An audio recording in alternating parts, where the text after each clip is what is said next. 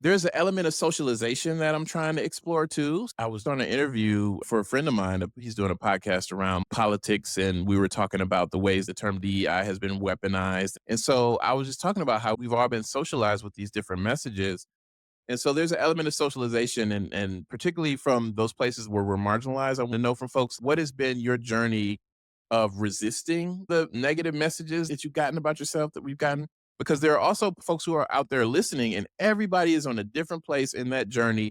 And it's not necessarily indicated by age or anything, how long we stay in different places. Like age is not a factor in that. Example that I sometimes use to simplify it, I'll say Thurgood Marshall was a black man on the Supreme Court, and he lived his life in time and committed himself to working to achieve particular things that had particular results. And then I say also Clarence Thomas is a black man on the Supreme Court, and he is using his life and time to advocate for things in a completely different direction.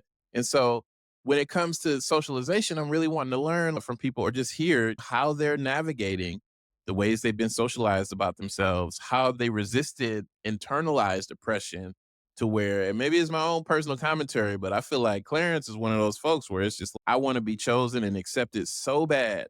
I hate myself so much. I hate my blackness so much to where I am willing to then turn that hatred in the form of policy and support things that will totally close the doors that were open for me, close the doors on folks in future generations. Like I can be one of the meanest one. Will y'all choose me? Please choose me in ways that you will never truly be accepted. And so I'm wondering, what ways are we resisting that internalized oppression so that we do not then become tools of the systems that oppress us? And so that's one thing. Also from internalized superiority too. So from our privileged identities, in what ways do we realize that the world is built for us in ways that it is not built for other people?